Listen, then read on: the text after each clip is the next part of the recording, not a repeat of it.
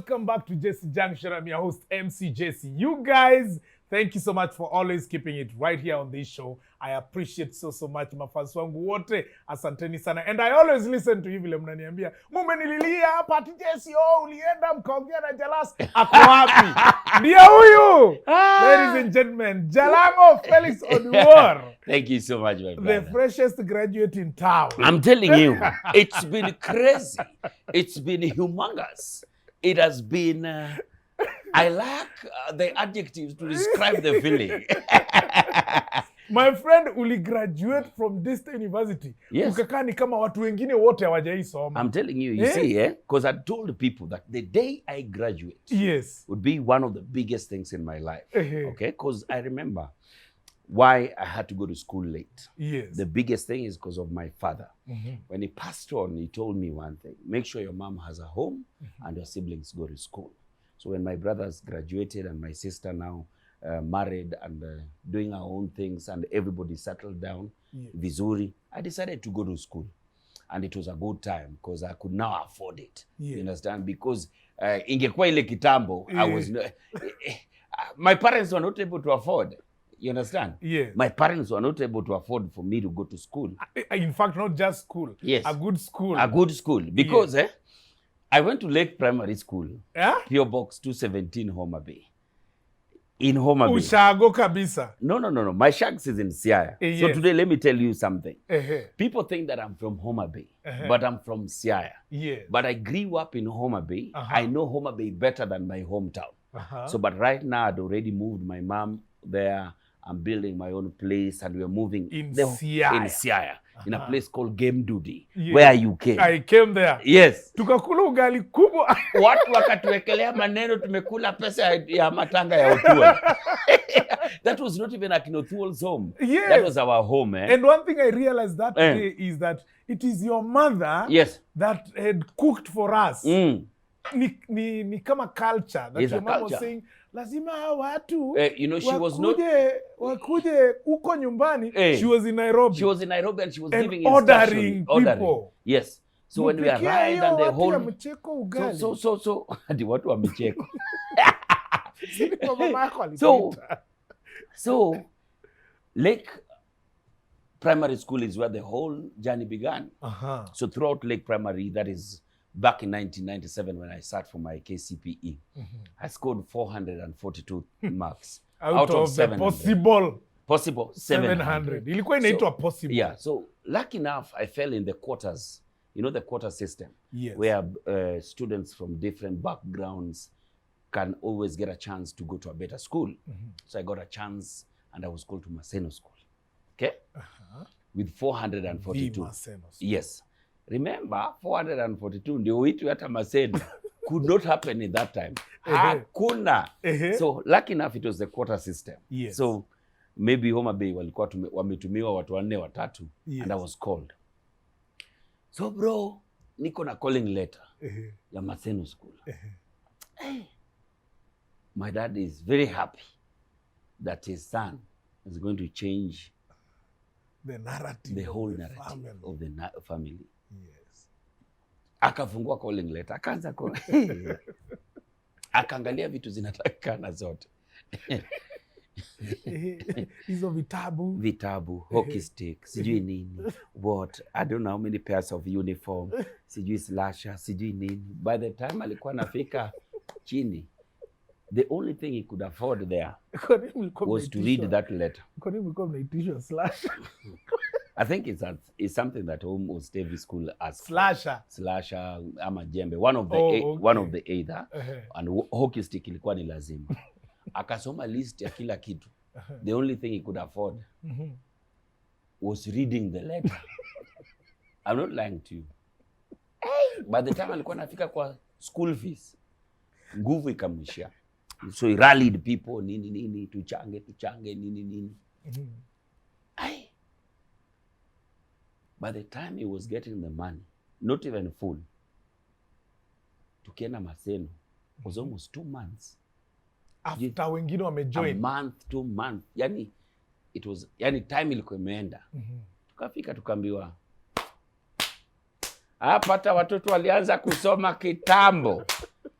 kitambo sana hata tamwani naisha. So I wasn't able to join. So that was one of the most saddest point in my life when I saw my dad drive. I'd never seen so my that dad. time mko na yeye Maseno ndani. Yeah, bro. I'd never seen my dad cry. I'd never ever seen my dad cry. Na sasa hiyo pesa amechangiwa na watu Kila kitu. hata hajui vile atalipa term 2 kila ili kitu. 1 Yes. kwanza. Yes. Na hata uje. I'd never seen my dad cry. For the first time I saw my old man, Edward Kodheo Tuchi, shed tears. As we dragged my box and everything, as we went to the road. You see Maseno iko tu hapo kwa barabara. Yes. The road, and I saw him cry for the first time. This was his only hope, his only chance. That his son would be here to change the whole narrative of how the family and everybody looked up to us. Yes. So I told him it's okay. So I went to Barkanyango Secondary School, PO Box 14 Nyamunyi, in Form 1. That is now in Bondo District. No, but how did it happen that sasa umeamua uende another school? Na mkono hapo umeenda nyumbani? That one ile tu shule ya kijiji. Ile hata ukienda hata ukija second term unaingia tu. So mlienda tu kama umeingia. Tumeingia. I remember either almost the whole first term or almost half of the first term, or weeks into the term I came in, nilikuwa na nguo za Maseno kwa shule ingine tofauti. Jalang'o was not easy, my friend. My dad would pay with money, pay with mahindi, pay with anything. Fadheni yule wa kuchoma. Watu wako kwa assembly ndio sasa mahindi imeingia. Nasema si angengoja paka saa watu watoke assembly. But one thing I saw, amebeba yeye mwenyewe. Wamekuja nayo. Amebeba with my uncle nini. So ile wakichota inahesabiwa. I used to see that's my school fees. Can you imagine, eh? And you're there. Unasikia hapo kadoroja. Yeah. Na mwagwa. So counting school fees in terms of mikebea mahindi. So it was really hard. It was really hard. Yani ushacheki visiting day venye watu wako kwa dirisha wanaangalia, wametembelewa, kuna sijui nani wanakula nini, nani wamekula nini, kuna sijui nani ameletewa nini. I never ever even thought ati watakuja leo na chakula wataleta. Sasa sisi ni wale watu nangoja maparo wako wakikam, ukituachia kitu it's all good. Kuleni mmalize ile itabaki, ukibakisha kitu tuko sawa. But my best friend Patroba Famba is in the States now. His father used to come all the time and he used to call me and we eat and celebrate together. So when I saw Patroba's parents, I used to see like my parents are here. Until one day, bro, I've given up, like father is not gonna show up. Then I see him, bro. Yeah? I saw him come. Huviziti wangwi? Just I saw my father walk in.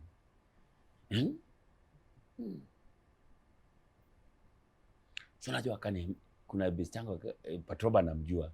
Because we had gone with Patroba home. Akaniambia father amekam. He used to call my dad. Father amekam. Nikamwambia si amekam tu. I'm thinking that is far. Ananiambia dad, father yako amekam. Sasa unajua tumeenda kujificha. Mimi nilikuwa najificha huko, mimi na best yangu. Tunajificha pali. Maparo watakam, wacha wakam. Sisi wacha tukae tu huko mwisho. So tumekaa hapo. Amekama niambia your dad is here. Nikaenda kumuona. Yani kumuona tu was enough. The fact that alikuja tu come to ile nothing much nini. But seeing him, that was once and that was it. Alikuwa amebeba nini? Bro, gazeti. Alikuwa amebeba gazeti tu.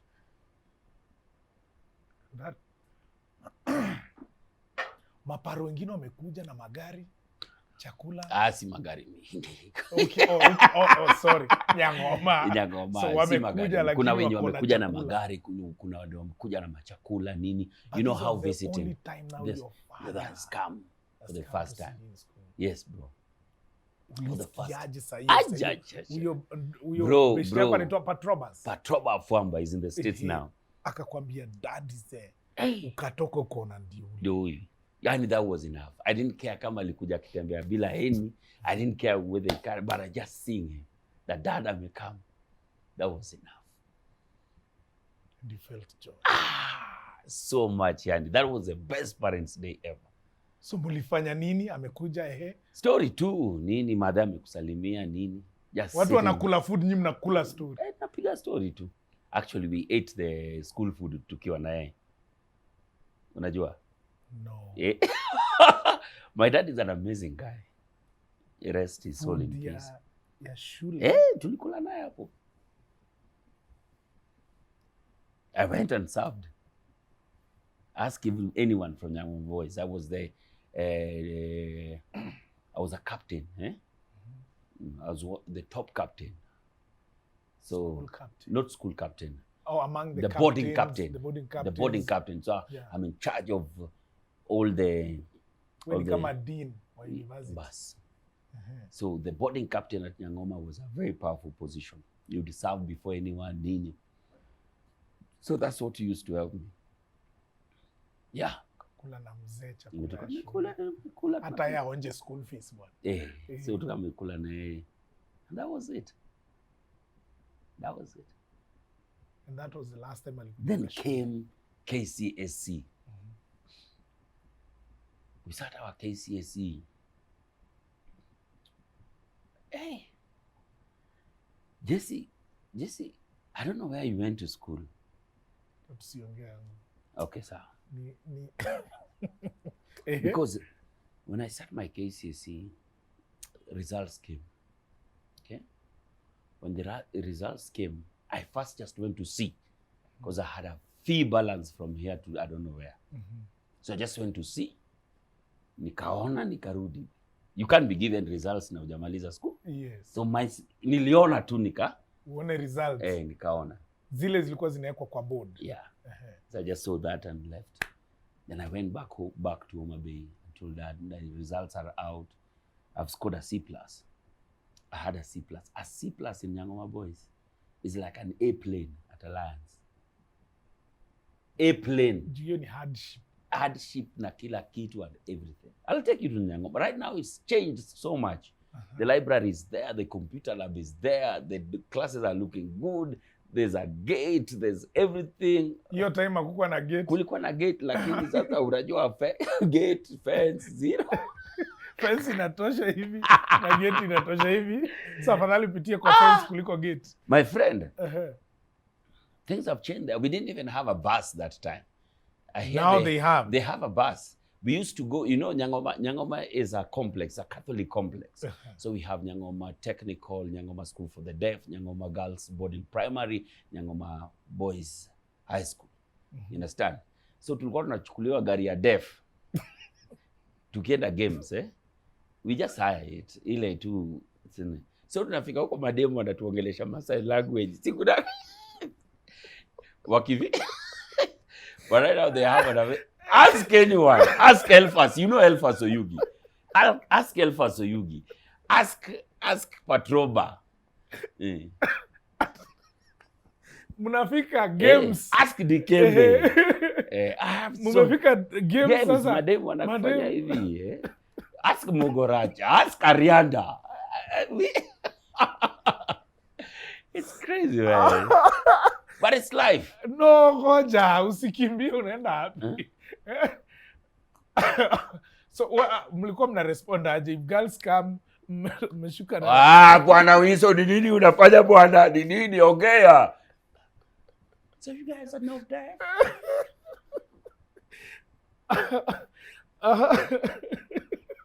Unataka kucheck ama unataka tudila na? No, you know, I'm imagining. Medunga. The way guys walikuwa naenda kama ni hizo games kwangu za form 1 wote. Nini wasafi.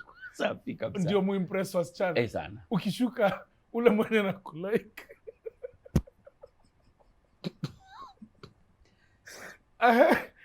Then you cleared. I cleared high school and later picked my certificate. C plus. Remember, I'm living in Homa Bay at that time. Yeah. So every other young man were done their Form 4 at that time. Now watu wanatoka Kole University, what? Yeah. So I'm left here alone. And these are your classmates. These are my classmates washatoka. Na umebaki. Umebaki, bro. You're just village yourself. Boy. The village boy. Estate boy. Makongeni is an estate. It's not a village. We used to live in Makongeni estate. Hey. So, watu wameenda, bro. I told my dad, C plus, Kole, nini, TTC, MTC, whatever. Naenda Kole lini. Parallel University ni. My dad has never laughed like that. Alicheka. Umemwambia unataka kwenda college. That's college. I can remember his voice. College. You are joking. Hey. That one is enough. Alikuwa anakuambia, you've seen what I've gone through to take you through high school. You're talking about college. I'm expecting that you start helping the family. Wewe unaongea college gani? You start helping from Form 4. So bro, that is one of my lowest moments. I used to hide in the house kwa sababu sasa kila mtu ameenda. You can imagine ulikuwa na wewe, Jessy, na huyu nani. Wote hawako, wewe ndio umebaki. If I never fell on depression that time, I used to lock in myself kwa nyumba, stuck natoka usiku because people would see me. So I've been in Homa Bay, but akili yangu na iko campus iko pali. So siko lakini ni huko. So natoka usiku ama nakaa tu nini. But one day nikasema, why not? When will I die? Let me go out. My brother Dan that time was already working at Capital Fish. It's a fish factory in Homa Bay. But then I didn't get a chance to get at Capital Fish because ya kujuana and everything. Why not? Tukaingia ndani ya maji huko na boat. Lake. Cast the net. Vuruta samaki, uza asubuhi. Will you die? Will you die? It's business. It's really business. So tukapiga nini kuuza samaki. If you've seen the photos nini. Ile umeshika hivi samaki. Sasa ni asubuhi tumefika, tukuna samaki nini, we are about to sell. So many of my friends don't even know this. Because most of them had already left. And that practice ya kuvua samaki na kuuza was not associated with people when wamesoma. That time. But if that is what you are doing in the village today, inaitwa rimba. Sema rimba. Rimba. You are rimba. You are rimba. You are is to pull. So that you are rimba, pull the rimba. Rimba ni hicho rimba ni hiyo kitu. Kinet. It is associated with anybody who's never seen any door of any classroom. Fishing back there is saizi ndio sasa kuna sasa wameanza zile za sijui cage fishing, nini fishing. Ile ilikuwa ni kuingia bruta. Package fishing nini. Yes. So your time it was associated with what wako. Even now. Hata saa hii. Unavuruta unafika pale.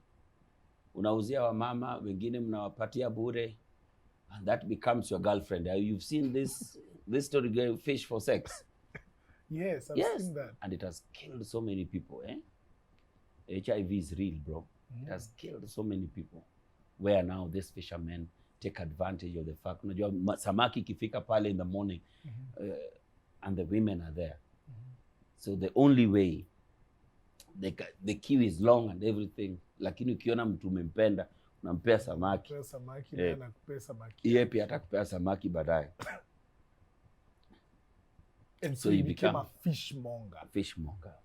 Then later left fishmongering, went to Capital Fish where now most of the young men were there. Fish. That was crazy, bro. Capital Fish. I was actually in Homa Bay the other day and I wanted to do that story, but the place as we talk, Capital Fish was closed down and everything. So I couldn't get the story, but I think I'll go back and tell people that story. I used to wake up in the morning. This waking up in the morning didn't start yesterday.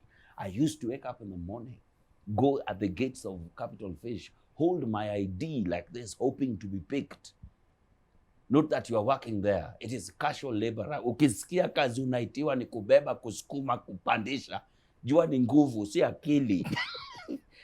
Hakuna akili natakikana pale. Na ni masamaki tu. Ni samaki na ni kuosha nini. I used to do every job pale. Lakini kazi ilikuwa rahisi zaidi ilikuwa ni kuosha choo. Hapo ndani ya Capital Fish. Hata mtu anataka kulia niingize nioshe choo. Is the easiest. Easier than iya kugwara samaki hivi na kugwara. Kwa ukipewa hizo. Yes. Ngozi ya samaki kuikanyaga ikuwe soft. Bro, kwenda kukata samaki. I wish there was a fish I show you something so many people can't do. To dissect it. Kukata samaki na kutoa fillet na kuacha ile nini kichwa peke yake na hiyo bone hivi. Yes. Very simple. Unakata pale kwa tumbo ya samaki kapu, then uturn fish, unaingiza kwa fins, alafu unateremsha kisu hivi, unararua. That's what we used to do, but I couldn't do it because I was not even a professional. Those were the top guys. Kwa sababu samaki kikuja pale kwa lori, inaitwa line. From the line kuna watu wanazitoa kutoka kwa lori. Jessy umevaa gloves nini na samaki inapasua. Kwa sababu ni ile Nile perch iko na mifupa. Ukitoa hivi nini, ukitoka jioni, it's cold na ni damu imekushika hivi. Imekukata. Alafu sasa inaingia kwa line. First thing ni ile kupiga samaki maji.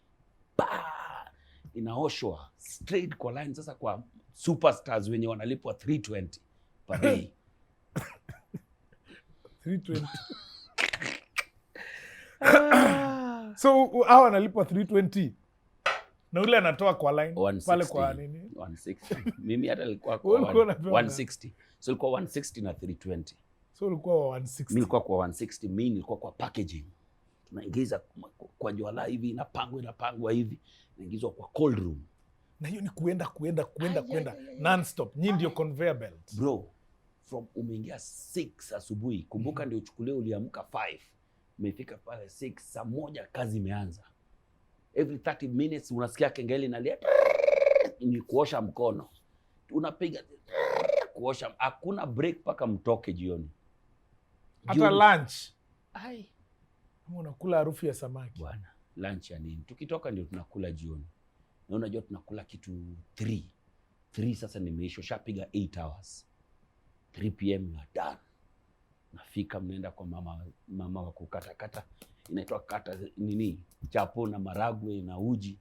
Life goes on. Kama umeiba samaki unaingiza kwa buta ama wapi, unaingia utakaranga usiku, maisha yanaendelea. Jessy, that was it, bro. You remember all that? Yeah. Ask anyone in Homa Bay who knows me. Jalang'Oo. Yes. Lake Primary School, PO Box 217 Homa Bay. Capital Fish. Fun enough, my primary school is right opposite Capital Fish, where I went to school and where I started my first job. How did you come to Nairobi then? Bro, one day, after talking to my dad for a very long time, I told her I can't. He told me this is it. Be a man. One day he told me, you want to go to Nairobi? He gave me 2 shirts, 2 trousers and 800 shillings. I don't know, 800 or 900. Kaniambia, go be a man. Go to college. Na 800. Yeah. In short, ukitaka kwenda Nairobi, go. Yeah. If you want to be a man, you will be. Yes. Go be a man. I had my auntie was waiting for me in Nairobi. Panda gari. Nikakuja. But that was not my first time to come to Nairobi. I'd come Nairobi once and I went back. I'd come to see my girlfriend called Caroline Adija Mustafa. She used to go to school in Nyabisawa Girls. And I'd performed very well in their drama. Yes. So akaniambia, the only time you can see me is come to Nairobi. Bro, nikakuja, nikaona mrembo, nikapanda gari, nikarudi Homa Bay. One day. That is story for another day. Ulijilipia fare ukuje? Yeah. Yeah, Capital Fish. No, I was still in school that time. You're still in school? Yeah, Form 4, she was in Form 3. So, bro, I'm here. I get in here and I have this family friend who had told me that, you know what, they'll take care of me and wakanigeuza houseboy. Kaka hapa. Tulete ile. Beba ile, osha hii, tuma pale. But I appreciate him. Uko ni wapi sasa ulikuwa unakaa? I will not talk about it because of the person he is and who he is. I let it go. He knows what he did to me. And appreciate him that he later told me that my life taught him one thing. Never look down on anyone who is still alive. Because he never saw that this is the same person who used to wake up and do his job. The houseboy. Yes. But one day, tukakosana, akanichuja. Nikaenda kwa Uncle Chien. Uncle Chien akaniambia, my friend, nani anatoka Homa Bay, anaenda kuishi Lavington? Hawezi. Welcome to the gate where everything begins. Yes. That is back at Embakasi Quarry, my friend. That is where I lived with Uncle Chien. Uncle Chien is an electrician, na hizi electrical radio nini. So hapo kwa nini yake, kwa workshop yake, ndio sasa tunakaa tunatengenezea watu radio nini, toa transistor, rudisha transformer, shika hii nini, pitisha hii, chomelea hii hapa, weka capacitors. Uncle Chien, I owe him a lot, man. Because he's one of the few people who welcome here. Auntie Pam and Uncle Wandago, I appreciate you guys so much. You guys welcomed me into your homes and I love you so much. Uncle Chien took me to his house. Sasa anaishi Embakasi Quarry kwa one room. Na kuna bibi na watoto, mimi nalala chini. Bibi akasema huyu mtu ni mkubwa, hisi lala hapa. Na unajua sasa kwa nyumba right. So nikaenda kuishi so nakula kwa nyumba nikilala kwa workshop yake pale. So tunapiga hiyo ya electronics. Ya electronics hapa Embakasi Quarry. So unajua pale unajua nilikam kurealize watu wa ghetto au piga story paka late. Kwa hizo sijui hata venye wana survive sasa na curfew. Kwa sababu they have to stay here waongee. Unaona tu watu wanapiga story usiku. Unashangaa kwani hao watu waona kwao, kumbe they are waiting for the kids to sleep ndio waende nyumbani. Unaelewa? So mimi nakapaka saa 6 huko ndio nalala. Saa zingine kumenyesha Jessy. Kumenyesha na unajua tu ghetto maji mekuja. Sasa nimelala tu kwa counter ama nimekaa tu kwa counter the whole night hivi. Nikiwa na bro wangu anaitwa Dan, my big bro. Tuko hapo tumetembelea Uncle Chien. But Uncle Chien is the most amazing man. I told him I had talent. So saa zingine amepata amenanipea 50. Saa zingine anapea wenda National Theatre. Go. This is your dream. I'll do anything possible. Yes. So he used to finance me. Saa zingine natembea pa National Theatre, left right me. Nafika pale, nimefika National Theatre makatele kama wote. Ndio upata hata chance ya kuingia kwa stage kuperform. Ilikuwa ni noma. Akina Eric Ndungu wameshika huko nini. Unaambia Eric Ndungu ni nini? Sasa yeye ni MC. Yeye ni MC wa Udhiru. Yes. Anaitwaga Mandochi. Tulipiga na ile Jalang'Oo with the money. Yes. Nakumbuka huyo. Kabisa. So nikakuaga ni undercast. Siku moja nikapata job maze. Undercast ni wewe. Yes. Sasa uko nina kuunderstudy. Jessy ndio yule mnoma. Lakini kitu kifanyikia Jessy, wewe unaweza shikilia. Ni kama shadow ministers. Bas. Jessy bro, kupanda hiyo stage ilikuwa ni noma. Sasa nataka hii ndio space nataka. Lakini kuna jamaa anaitwa Mbudhia ameanza traveling theater, tunaenda nini, lakini hii stage mazee ndio natamani. Hapa ndio nataka. Sitaki kutembea wapi nini. Bro, sasa hii siku mazee setbook inapigwa National Theatre, ma student wamejaa, wamepiga show. Watu wakalipwa. First cast wengine wakaenda kulewa. The next day ma student wamejaa, kuna mtu mmoja akakosa. Ule actor sasa. Otero mwenye anafungua show. Anafungua show na hajakam, Jessy hajakam. Na wewe umeshindanga ukiona vile. Nikiona kila mimi nikiwa nawe kwa show, usiwahi fikiria the show must go on Jessy. So mazema walimu wamezusha, we need to start these pupils will need to go back to school time. The play needs to start. Nikambiwa this is your chance. panda uharibu, lakini si huyu jamaa atarudi hata baadaye. Piga tu ya kwanza. Anaweza endelea. Karibuni wapenzi watazamaji kwa mwisho wa kosa. Ni riwaya iliyoandikwa naye Jasper Okda na hivyo ndivyo ilikuwa inaenda ama hivi? Riwaya iliyoandikwa na Zed Burwani na kuchapishwa na Longhorn Publishers. Na kwa idhini ya Longhorn kunakiliwa naye bwana Jasper Okda.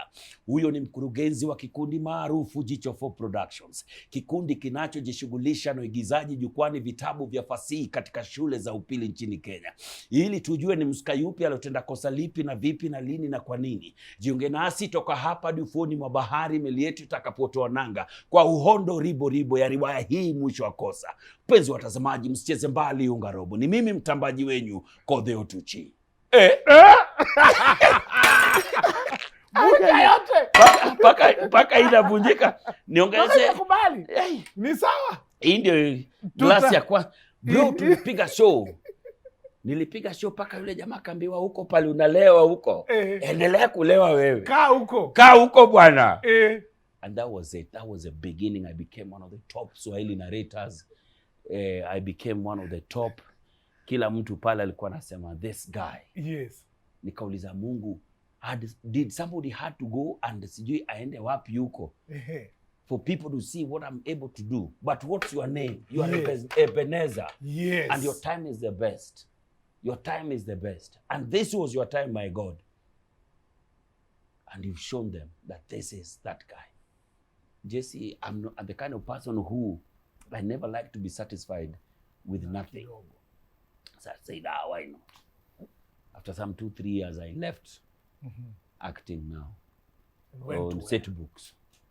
That is when tukakutana na kina Beria, kina Sami Mwangi, akina Churchill. Sasa tunaipiga pale Alliance Française. Yes. Tunapiga pale sijui 40 tribes of Kenya, sijui what nini of Kenya nini. Yes. Pale sasa una gain sasa ile hapo ndio nikaanza kujua sasa I can do stand up. Nikaanza ma stand up pale nini. Then kaboom, Citizen TV wameanza kufungua ma local dramas. Yes. Inspector Mwala iko pale, Papa Shirandula iko pale, sijui nini iko pale, Taidi.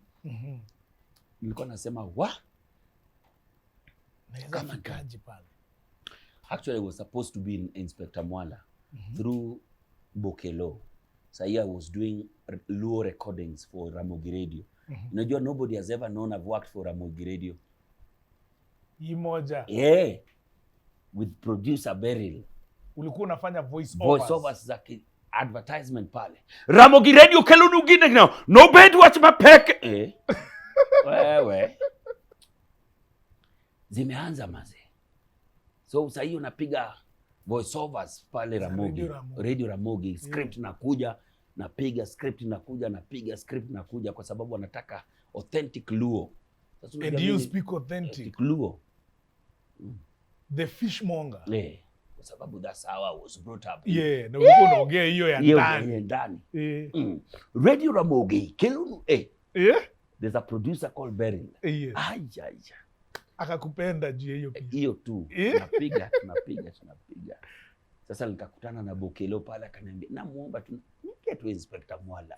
Ningie tu hapo. Sasa hiyo bado tunaongelesha Will Broda namwambia wewe tuingie pale tufanye kitu. Sasa hiyo Will Broda ako Papa Shirandula kwa sababu Will Broda nao walianza Papa na kama na Charles God rest his soul in peace.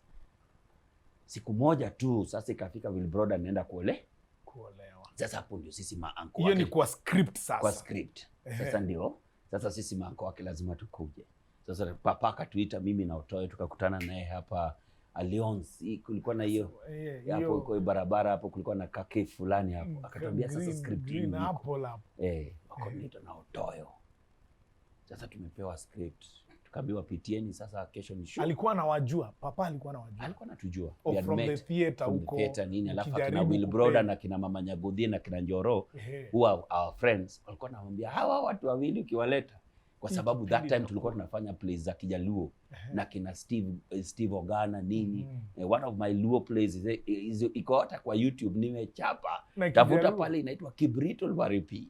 Iko pale ukiingiza hii YouTube kuna jamaa upload amepata ma views. Kumbafu anakula pesa yetu lakini Lakini akule tu alipata mahali. So wewe akakuja akawaambia nao natafuta maanko wa kwa hii nikaita Otoyo nikamwambia boss, this is the chance we've been praying for. If we mess it up, even God himself will not forgive us. Tomorrow, so unaona hii script uko nayo, kesho sahau hii script kabisa. So we called ourselves in a meeting. Hiyo time Otoyo anaishi Buruburu huko kwa one room hivi nusu hivi, ako na kegas na kitanda na yeye ndio tajiri my friend. Lisa hiyo naishi Mwiki my friend, na kujaga town na Mugithi. Tunakunywa keg na Otoyo ananipeleka hapo Outaring. Yes. Kwa manyumba za keg. Tunanunua Nescafe, tunamwaga ndani, keg inafura. Tunalewa, tunarudi. Tunarudi kwa nyumba, and that was it. Ndio mtoe tu mafikira mengi. Stress paka unasikia utakufa my friend. Bwana nyumba inakataa kujilipa paka madhe ananitumia pesa kutoka Nairobi. Kutoka Homa Bay. Ananiambia toka huko bwana utakufa. Nairobi itakuwa bwana. Namwambia vitu itakuwa sawa. Unajua Nairobi ni kama mwanamke. Ikikukataa. Jessy. The next day, sasa shoot tumechukuliwa pale Galitos. Yes. Yenye iko Tao. Gari imekuja, gari ya Citizen. Nimeshika Otos kando yangu hivi namwambia bro, this is it. This is it bro. We have to make this is it. This is the door. This is it. Tumekaa naye amekaa kando yangu hivi mazee tumejishika hivi. Namwambia bro, hii leo hii hao watu watajua sisi ni akina nani. Thank to Citizen, they're doing reruns. Yes. And now all these stories are making sense because people can actually see where we came from. Yes. Kibwana Nguso, director Papa Shirandula. Pipia script, pap. Nini umeshika. Nini. Action! Shoot ilianza saa 2 asubuhi, iliisha saa 2 usiku. Kwa sababu watu wanacheka. Hatuko kwa script. Mnaact mambo yenu tu. Vitu zetu mama yangu. Yaani wanacheka paka wanasema, wow. Do you know, one guy that I hold so dear in my heart is called WW, Waruru Washira, captain himself. Yeah, the CEO. CEO, Royal RMS. Media. Yes. Akasema, these guys, I need them in this script. I need these 2 guys in this script. Waweke kila wiki. Waruru najua alikuwa anakuja na anakaa na sisi. Akasema sasa story ni muliruka ile time ya kurudi nyumbani, mumeruka kutoka kwa basi, sasa mko hapa Nairobi. So ndio tusitole. Juu mmetoka. Ushago. So kwa wale watu wengine wenye tulikuwa nao, wale wa mama wote Ugenya, Otos na Jalas wamebaki Nairobi. So hivyo ndio script ikabadilika. Ndio tukabaki kwa script. Na day after another day. Unapiga. Karibu tugeuze Papa Shirandula Jalas Otos Shirandula. Bro, we became too big. It blew up crazily. Kata sio Mama Nyagodhie, Will Broda. I had my girlfriend in the script. Alikuwa Mwikali, alikuwa anaitwa Mwikali. Tulikuwa na Njoro. Unajua, the real OGs. And definitely Paps himself, the late. Bro, that's when Papa died, I could not even do anything. I was called and it's Burale who called me. Akaniambia, hey bro, can you check if Papa is okay? I think he already knew Paps was dead because he had a friend at Karen Hospital. So I called Papa's phone. Then I think the wife or somebody picked, hey Dallas, najua kwa nini unakola? Papa amekufa. Boss, I left my house running to Karen Hospital. I couldn't believe, man. So unajua sasa hiyo story, sasa hiyo corona imeshika nini, hata mwili haikubaliki. Unajua I never saw Papa's body. Kuna tu yule mama yule wa nini, wa Karen pale alituambia you'll only see him from far. So akatufungulia hivi, then tukacheki Papa amelala mase. hey, amekufa kama ilikuwa ni Saturday, Fridays, nini, Monday, burial. 3 days, perhaps was no more. It was a wrap for the man who gave us the biggest opportunity. I could not be here where I am if it was not for that program. Because immediately after that program, ndio sasa jina imekuwa kubwa. Okay? Na kila mtu sasa anajua Jalas na Otos. And at that time Nyambani was leaving Kiss. I'd left Kiss and the announcements zimetokea. Sasa hiyo mazee imekuwa noma. Watu wanashangaa ni nani ata replace Nyambani. Nikasema this is it. Bro, sasa hiyo nimetuma emails. Nimefungua emails kama sijui ngapi, nimetumia the buzz. Philip Mwaniki. This is the guy, nini, this is the top guy. Naji reply nikituma. Vile Desago pia alikuwa anafanya YouTube yake. Na reply nikijituma, nikicomment uko nini. Wakanipatia first interview buzz, bro. Yeje nilijitafutia kwa kuwatumia emails kama emails different. Uliza Philip Mwaniki. Ati this guy. Mpaka akashindwa, who is this guy? Ukisoma tafuta hiyo nini ya buzz, Jalang'o on buzz ya kwanza. Sura baya nimechapa. Hey! But you were the guy. I was the guy. Bro, sasa hiyo Churchill amekuja akatuambia, guys. Yes. There's a big replacement coming up. At Kiss. Be ready. I can call you guys anytime. But there's a very big interview that will happen. Just be ready. So hiyo Churchill anaendesha Mercedes yake KAB, gari safi nini. Akatuchukuaga sisi wote. At that time, QFM is also opening up. There's chances, and there's too much opportunities. Comedians wanatafutwa. Akatupeleka huko Gracious Garden, akatukatunanisha na mzungu fulani anaitwa John Wilkins. Yes. Akatuambia, this is the guy who will change your life. And one day, all of you will drive a car. Why the baggy? Wewe kama unataka kutuongea hiyo maneno. Jessy, the day of the interview, tumefika pale Kiss watu. Kumejaa. Unaangalia unaona maakta wenzako. Akta? Ama wewe unajua ukitangaza leo kuna chance. Yes. Ya kukua co-host wako hapa Jessy Junction. Unajua watu wangapi watakuja wewe?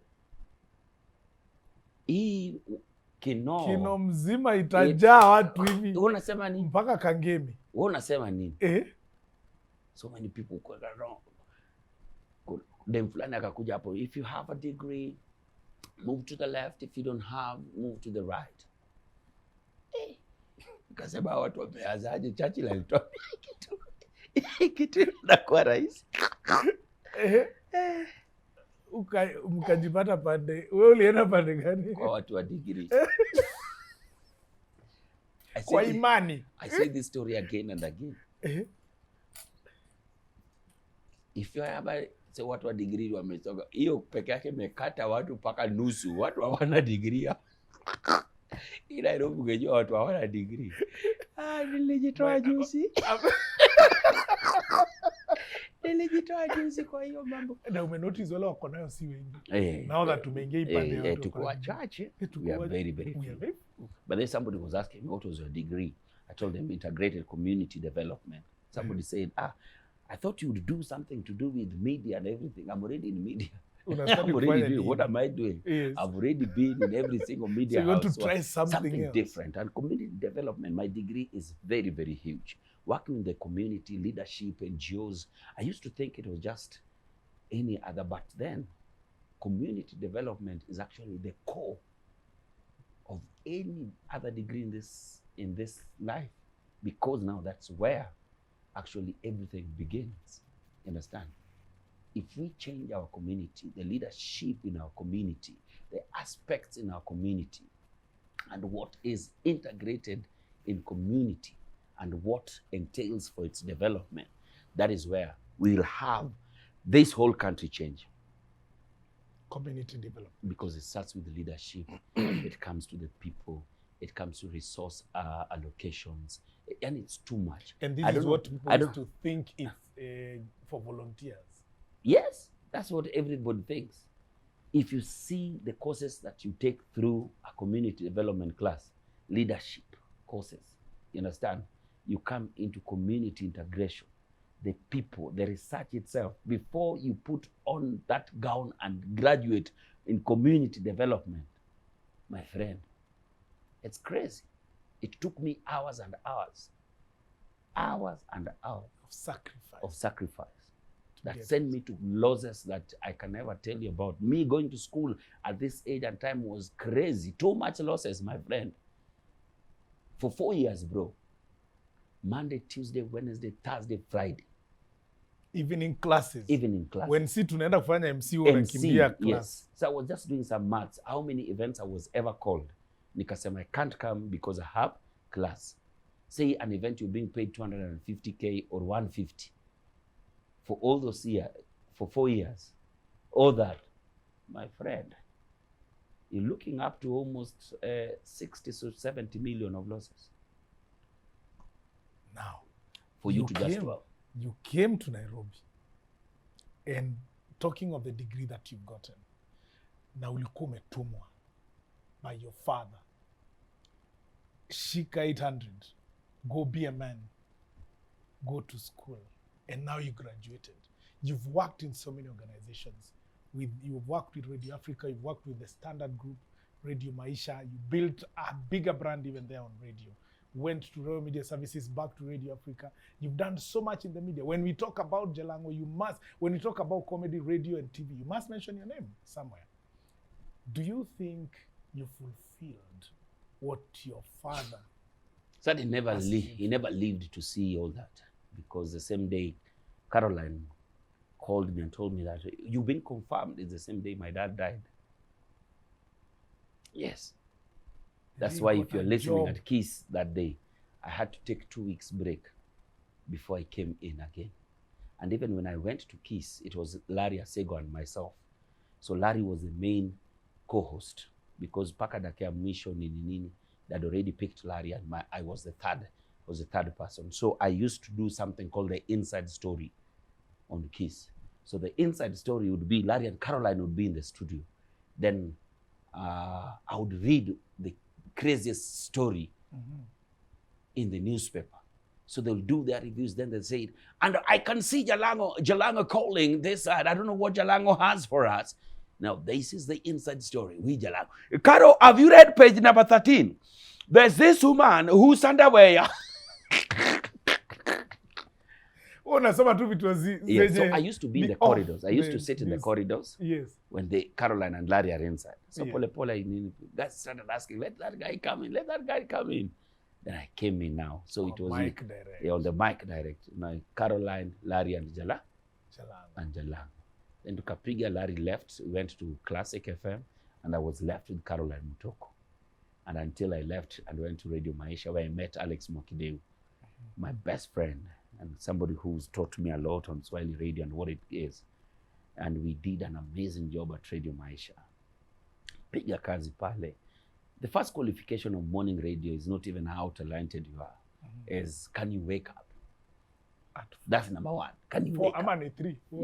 4 in the morning. Yeah. And so 4 in the morning you are up. Watu wakiwa bado wamelala. Wewe ushamuka. Wewe sasa umeamuka. So that you get ready by 6 when the microphone goes up. This is Kiss 100, Jalang'o mwenyewe, Kamene Goro. You understand? This is Kiss FM, Jeff and Jalas in the building. This is Radio Maisha, Alex na Jalas. This is Milele. I've been everywhere. And now you're on Jessy Junction. We're on Jessy Junction. Unaweza taka kuwa host pande. I can bring you this side and we do this show twice.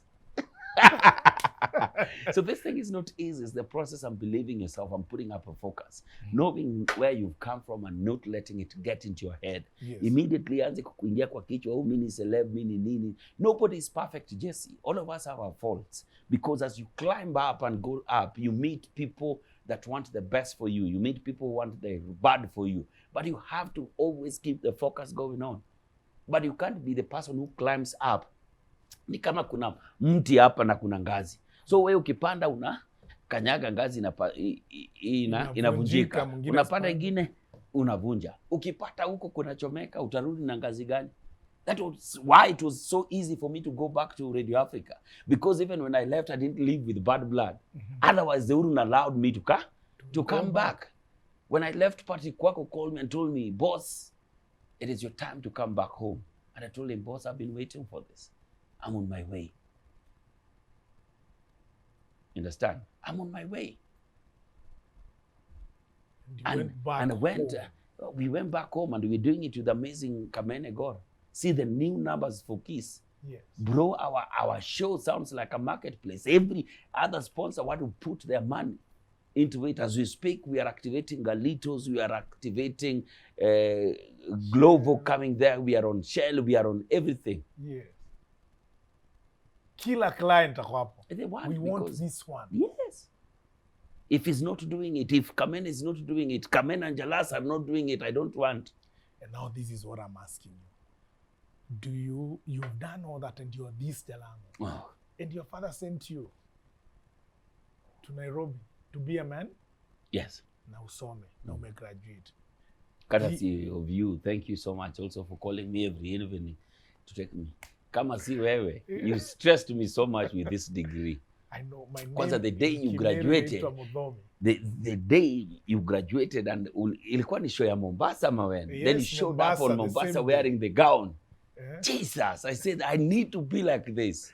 Because talent without education is also not anything you can write home about. Yes. Yes, we've closed amazing deals. But then now when I walk in and start doing a presentation in front of board members, they know that this guy is just not a comedian, he's learned. That's the secret. He can argue differently. Education gives you a bigger perspective of how you see things. You could be talented, but step in class, add something more. And you know, our industry is very funny. Today you are hot, tomorrow you are not. But if education never gets old, education never expires, because that is the only legal paper that you can always present anywhere. You understand? And tell them that, you know, you're just not talking to a comedian, you're talking to a community, an integrated community developer. This is why I'm asking and putting up my CV here. You get? So it gives you a different way of seeing things. Education gives you the third eye. And that's what you should always strive for. Bado tunaendelea. Tunaendelea nini? I've already registered for my master's. I'm on my fourth, almost a month into my master's. The best thing about Daystar is when they've seen that all your credits are in, you are going to graduate, they give you the chance to enroll you in master's. Yes. I'll do master's in community development, and my PhD will also be on community development. I just want that whole clean understanding. I want to know everything about something, not something about everything. Yes, you don't want to be a master of none. Master of none. You want to be master of community. Yeah. So that even when I'm called one day to lecture back at Daystar one day, I can tell them that this is where I came from and you are my student. I'm a PhD, I'm a doctor in community development. This is what I've always wanted to do. Yeah. Life goes on, Jessy. Life goes on. You know, my name in Kimeru means what? Mudomi, Musomi. Exactly. Now you understand why. But you know, I graduated better grades than you. That's one thing you have to know. You mentored me, but I graduated better. Honors are not easy to get. Where will it put you to combat? How I was the first one now honors for communication. I remember, bro. I remember. But congratulations once more for that degree. Yeah. Now, Jalas, talk to me. You this. People actually talk about Jalang'o so much. Yes. And of course, people cannot talk about you if you have nothing. People must talk about you if you have impact in the society. Now, I've seen on the social media so much, on your social media, on Instagram and on Facebook, that you live your normal life. You put your life there. If it's home, I know where you live, besides the fact that I've come to your place, but via social media. Maybe the car you came here with, via social media and all that. Do people mistake that normal life that you live with show off? If it was show, they haven't seen anything yet. I just live normal life. Okay? It just, you see, I wouldn't call it show off. To me, is sometimes to inspire you that this fishmonger today would come up here with a V8. This fishmonger, it is always the eyes you look it through. If you look at it through the eyes of jealousy, you will see show off. If you look at it through the eyes of somebody who hustles, you'll see inspiration. So it depends. Which eye are you looking at it from? When I'm telling you that I've got new shoes and everything, do you know that I didn't have a pair of shoes until when I was going to Form 1? So I'm only wearing these shoes again and again, and I order a new one to actually compensate for the so many years I didn't have shoes. But somebody else will say, wow, that's a dope shoes, man, I need one. Somebody else will comment and say, sasa hii maringo yako na viatu. You see, two people commenting on the same thing differently. Yes. So it's never show off. So humility is the biggest thing. Just be humble. Be humble. Never forget where you come from, and never forget the people who got you where you are. Because if there's a fall, you understand? These are the same people who will hold you down. But if you cut ties with the people who make you who you are, bro, from the people, there are people who know Jalang'Oo. There are people who know Felix. So ask yourself, why would I forget people who know Felix in the name of people who know Jalas? People who know me because of what I do, but people who I open doors for. People who, if I show up, they don't even see Jalas. You get? So it's never show off. Because your normal life, you want people to be inspired. Be inspired. I can be Don't somebody. hate. Don't hate. I can be somebody. You can always be. It doesn't matter where you come from.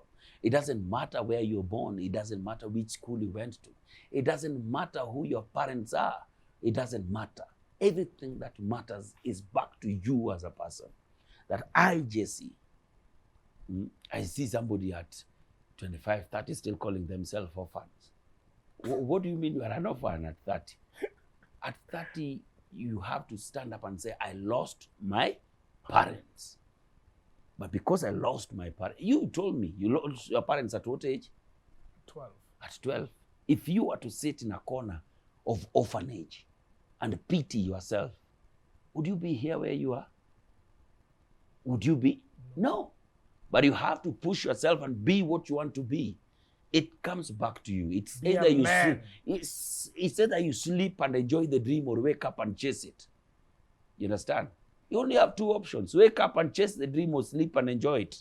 Which one? If you can't beat them, arrange to have them beaten. Who are you joining? You are joining the worst in the market. And of course, Jalang'Oo, when you're talking of the people that take even otherwise, I'm sure you would want even to answer some people and give them some sense to see the side you're trying to inspire. Bwana. There's nothing that have never been said about me.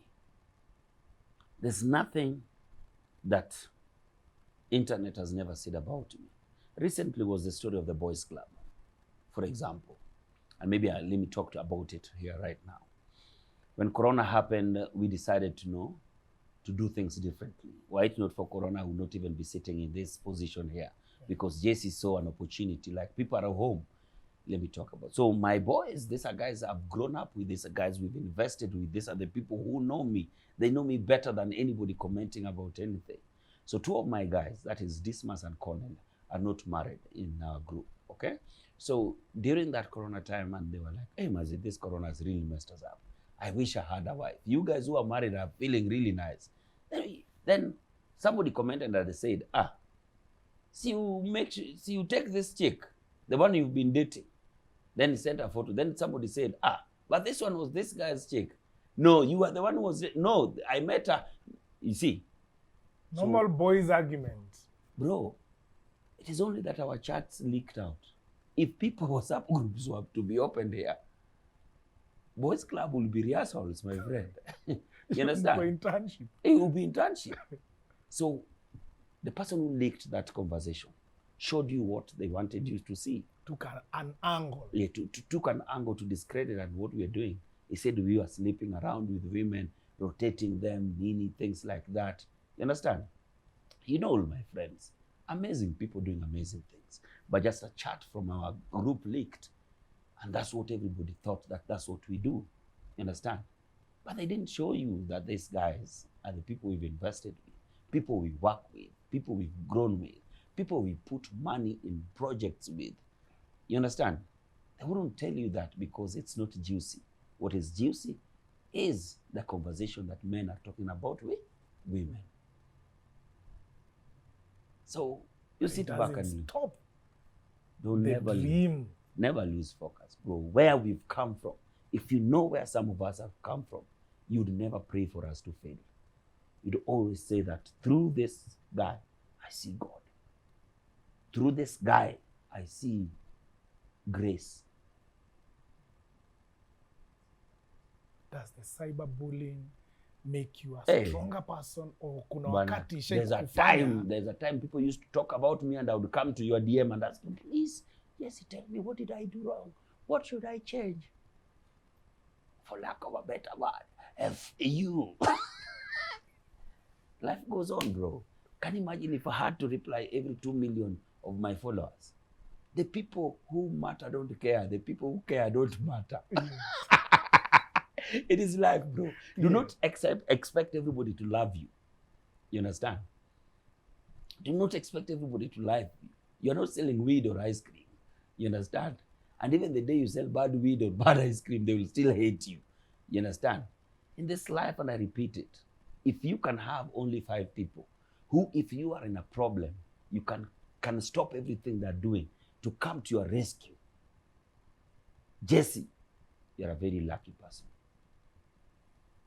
My pastor tells me a mango tree does not attract stone throwers until it bears fruits. Yes. And told me, my pastor is called Pastor David Adewe, that if people are not talking about you, think, there's something wrong. Go and do something until they talk. My pastor Jalang'Oo at Ambrose at Parklands Baptist says one thing again and again and again. And so many people do not listen to Pastor Ambrose when he doesn't preach. Ambrose actually teaches. You understand? He teaches. And he says one thing, that they will never ever talk to you if you ain't doing anything, if you're not impacting anybody. And he gives a good example, that before you buy a car, you'll go past every traffic police and they'll never stop you. The day you have a car, that is when they'll do what? Stop you. They have no reason of stopping you if you are just walking until you become part of their business. Be the reason you are stopped. Be the reason you are talked about. Be the reason they discuss you. Be the reason. Have dreams. Like Meguna says, a person without dreams is a pig. Be ambitious. Move out there. We are not saying we are perfect, Jessy. In this same town where we used to walk without food, same street, same place, same road, where you are wishing that, please, can God, I'm going to sleep hungry today. It's the same street you're passing and you see your billboard, Jessy. You take that for granted. Same street ulikuwa unapita hivi, njaa imekupiga paka unaambia naomba uokote 5 bob. Uambie Mungu ndio mara yangu ya mwisho na wewe. Na ukitumana tena kwa sababu hawakusikii, shuka wewe mwenyewe naenda kulala njaa wewe. It's the same street where they have your billboard at. It's the same street you pass, they shout your name. It's the same street you used to walk. It's the same street you're driving a Gazla. You're talking about spirituality. When you graduated, the other day. You posted on social media, you tweeted and said, you posted on Instagram with your picture there, that early morning, and said, thank you, Jehovah. In your time, you did it. Yes, in his time, so because I'm 37. And how is your strength in God? I'm 37. You understand? I used to walk in class and I see kids. I see 20 years old, everything, and they're here. And uko pale unasema jamani, nitajificha wapi hapa watoto wasinione. You understand? You are not in competition with anyone. Your only competition is you, with your dreams and everything. Are you achieving them? It doesn't matter when. Are you achieving them? It doesn't matter when, but are you even in the process of achieving some of these things? And I told God, in your time, Jehovah, in your time, you've done it. And that was Jehovah's time, not my time. I don't go to church. I don't have too much connection with God. I'm the last person to lie to you about my every Sunday. I'm not in that space to lie to you. I don't believe so much in religion, but I believe in God. You understand? So a lot of the things I do to have my connection with God is actually to give back. Put up a food drive, giving back to the community. That is one of the biggest things that I know how to do best. You understand? But once or twice, I will step into Parkland Baptist and listen to Pastor Ambrose preach and teach. And that's just okay with me.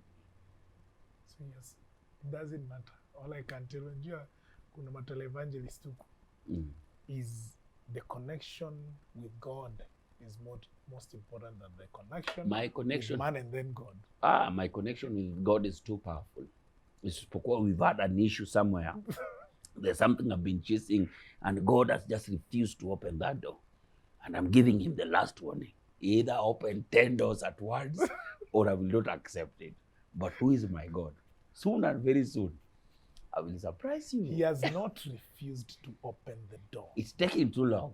He's not taking too long. It's taking too long. He maketh things beautiful. At his own time. At his own time. And when his time shows up, you will smile. Bro. I love you, bro. I love you too, my brother. Thank you. Thank you so much for coming for Jessy Junction. You fulfilled the promise. Yeah, thank you. Bro, hatuwezi maliza hii conversation. This is an interview that should happen again and again and again. It will. Lazima urudi. I'll come back. So ambia watu hapa that you'll be coming back. I'll be coming back, and when Jessy is not around and I'm having some time, he can go host Bonga na Jalas and I can sit here. Yeah. Whatever. We are not in competition. The people are saying that these people are now competing. For who? For what? Where? Guys, let me tell you something. YouTube is an open platform. Go out there, start yours. Do something. Do something. Don't say hakuna kazi. Start a kuna mtu anatafuta kazi. Ati nitafutieni kazi huko kwa TV. Which one? Mimi siwa sitafuti kazi. Yes. Natafuta pesa. Those are two different people. Mtu akutafuta kazi na kutafuta nini? Pesa. Start a crazy show. Yes. How to put on an underwear. Yes. Lakini usitoe yote. Yes, you have done. No, nataka useme hapa kwa Kijaluo. Don't go away. Jessy Junction will be right back. Okay, kiwo kanyo maka kumintieno. You know, Luo and English is almost the same. It's the same thing. Kikiwo kanyo ma Jessy Junction mate kendo yo madua. Pek kapolo iwachango. We'll be back after this. Heavy J Baba, Jalang'Oo himself mwenyewe, only on Jessy Junction. What a wonderful guest that we had today on Jessy Junction. I hope you've enjoyed. Now, this guy reminds me of one Macedonian great quote that was told. If you are the kind of a person that puts obstacles on people's success, be sure they will fall. But as they fall, they might fall for your daughter. Thank you for watching Jessy Junction. I'm your host, MC Jessy. So far, so good.